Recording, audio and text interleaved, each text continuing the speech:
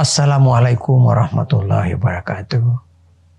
Salam sejahtera untuk kita semua, terutama anak-anakku, mahasiswa, para peserta etika profesi hukum yang saya banggakan.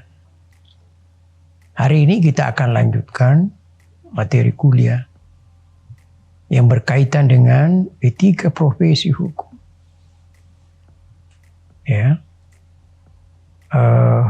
Terutama etika dan hukum. Ya. Jadi etik dan hukum ini perlu adik-adik mahasiswa memahami perbedaannya itu. Apa perbedaan etika dan hukum itu? Ya, memang nampaknya etika keberadaannya itu tidaklah tertulis. Kalau hukum itu bentuk tertulis atau terbukukan rapi sebagai hukum negara, ya.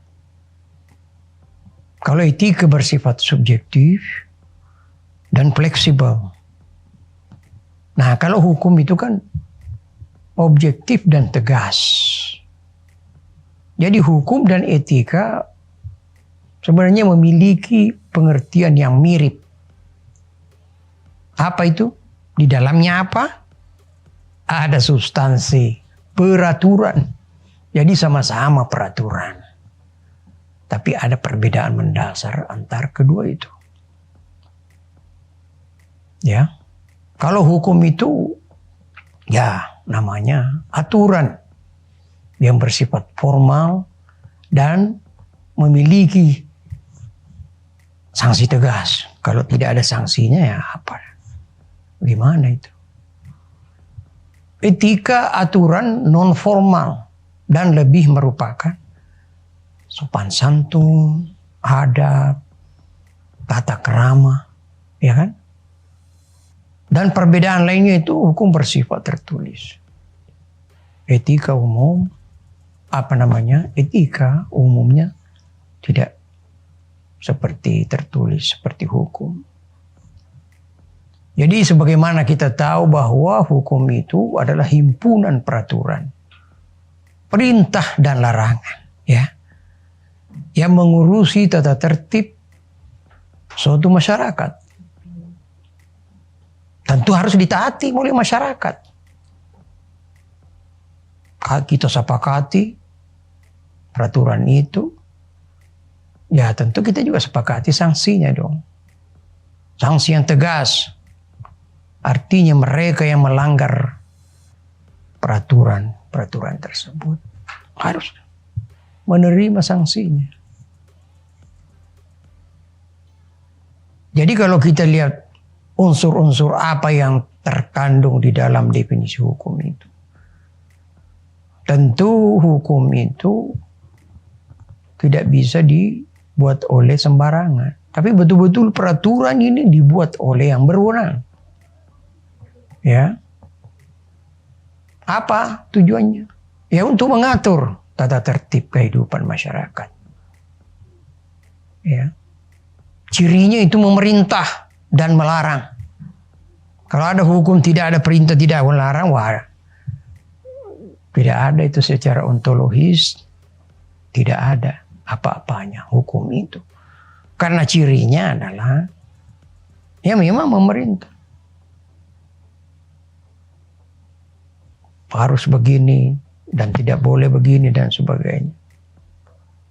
Dan kalau ada melanggar bagaimana?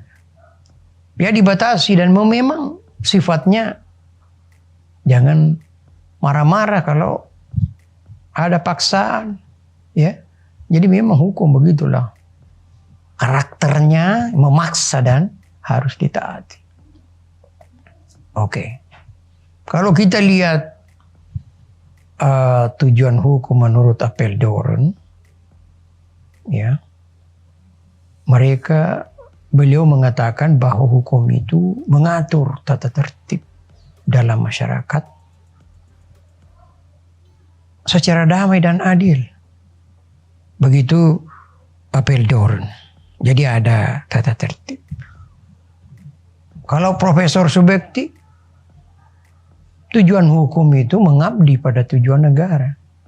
Yang intinya bagaimana bisa kita rasakan perubahan. Ya. Bagaimana kalau ada hukum tidak ada kemakmuran? Itu nonsen, kan? Jadi harus ada kemakmuran. Adanya hukum, masyarakat makmur, masyarakat bahagia dan sebagainya.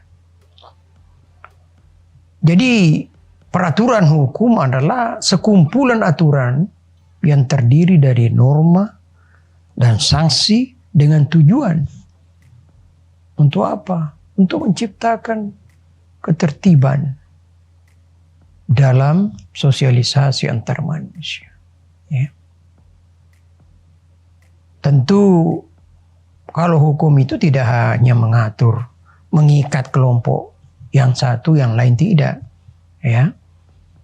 Peraturan itu mengikat kepada kelompok siapa saja.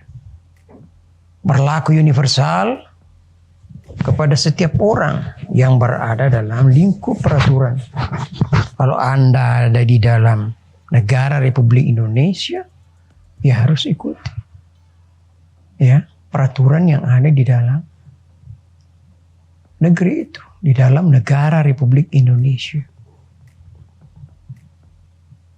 Jadi perbedaan etika dan hukum tentu adik-adik melihat kalau etika itu keberadaannya ya memang tidak tertulis seperti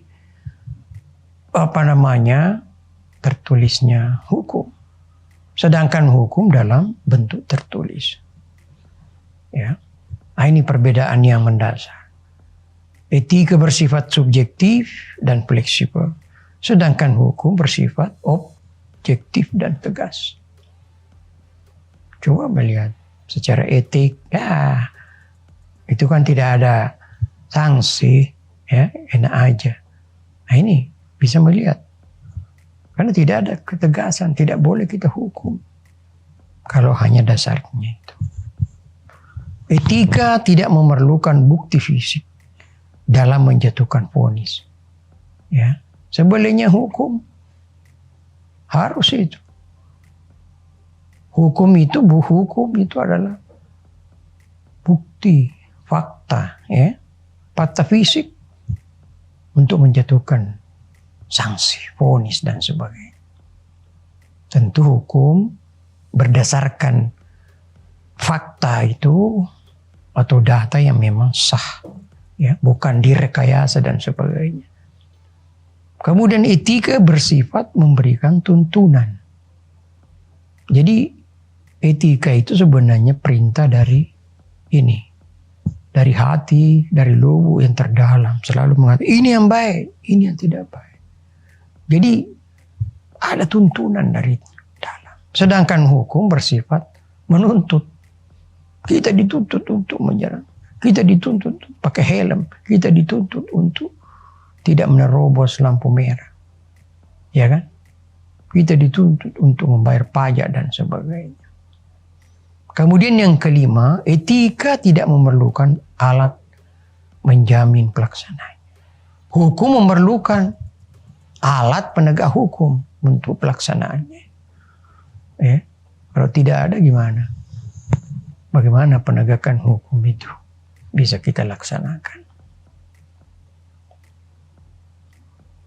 Nah, kalau kita lihat kode etik menurut Kamus Bahasa Indonesia, norma dan asas yang diterima oleh kelompok tertentu sebagai landasan tingkah laku. Kode etik adalah aturan yang dibuat untuk suatu kelompok tertentu. Seperti halnya kode etik advokat, ya, kode etik polisi dan sebagainya. Jadi ada organisasi profesi. Ya, kalau advokat ada organisasi advokatnya. Jadi kode etik merupakan kristalisasi perilaku yang dianggap benar dan diterima oleh umum. Karena berdasarkan pertimbangan profesi yang bersangkutan. Norma-norma yang terdapat dalam kode etik merupakan norma-norma yang berasal dari dalam lingkungan organisasi profesi itu sendiri.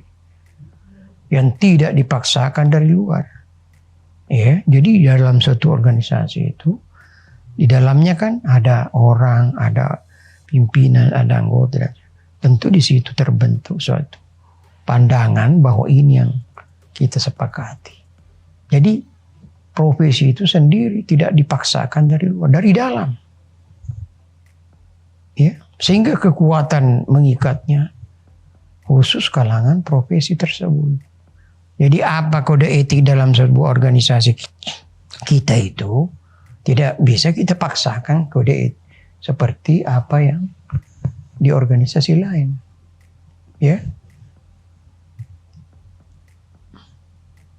Nah, kode etik merupakan bagian dari hukum positif tertulis.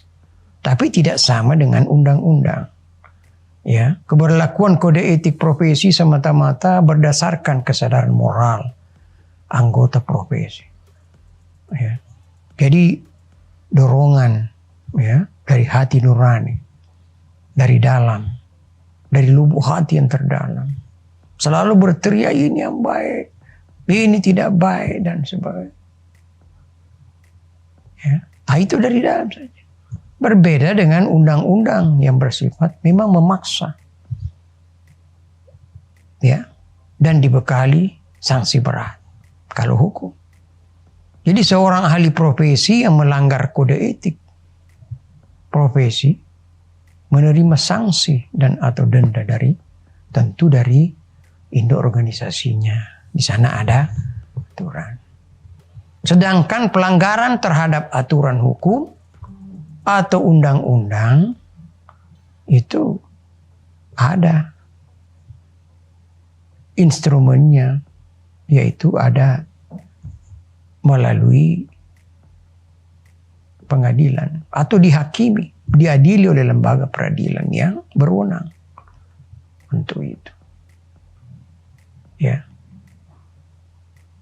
saya kira itu yang menjadi stressing dalam kuliah ini, dan saya harap benar-benar kita terapkan ini dan kita pahami apakah itu etika, apakah itu hukum, dan apa hubungannya hukum.